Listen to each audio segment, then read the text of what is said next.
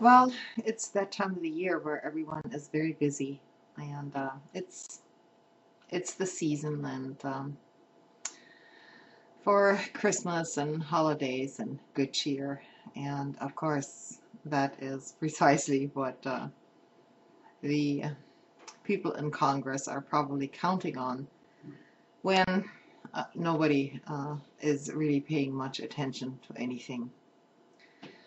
So tonight I'd like to share with you. Therefore, an article, or some excerpts actually, from an article written by Ray McGovern, which was published a few days ago. And I will be quoting at length from this, and I'm sure that Mr. McGovern will have no problem whatsoever with me quoting his article on YouTube, since it is for a very good cause and for the enlightenment of others. So thank you, Mr. McGovern. Lawmakers have been so thoroughly intimidated by the White House that I get physically ill watching the likes of Nancy Pelosi, Jane Harman, Bob Graham, and Jay Rockefeller moan about how secretive and nasty the Bush administration has been. Harman complained recently that when she was ranking Democrat on the House Intelligence Committee, some of the material on interrogations was so classified that she had to take a second oath to protect it. What about the solemn oath they all take to support and defend the Constitution of the United States against all enemies, foreign and domestic?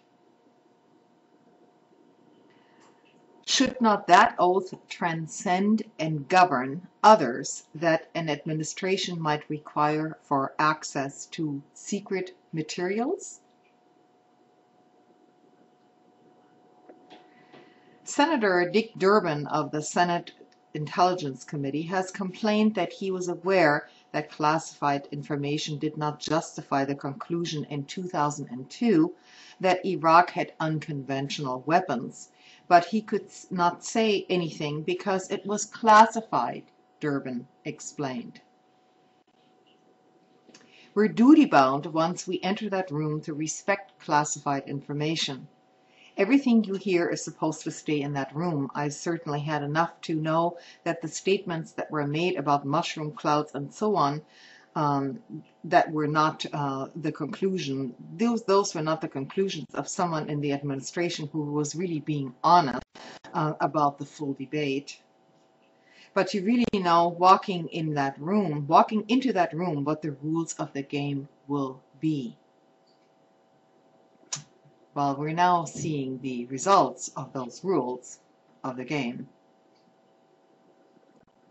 House Speaker Nancy Pelosi has admitted knowing for several years about the Bush administration's eavesdropping on Americans without any court warrants.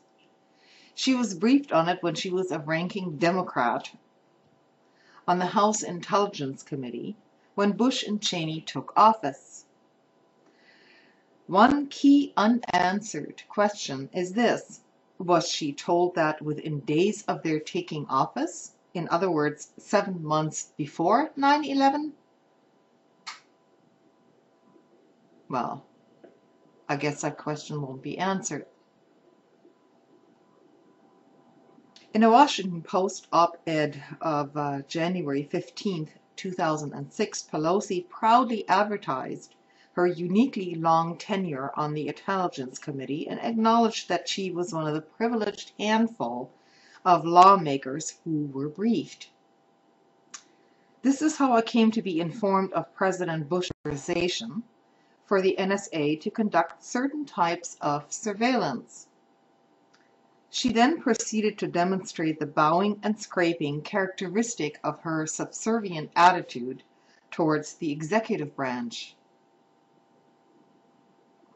But when the administration notifies Congress in this manner, she says, it is not seeking approval.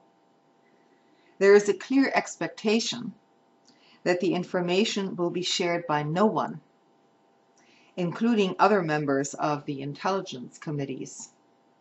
As a result, only a few members of Congress were aware of the president's surveillance program, and they were constrained from discussing it more widely.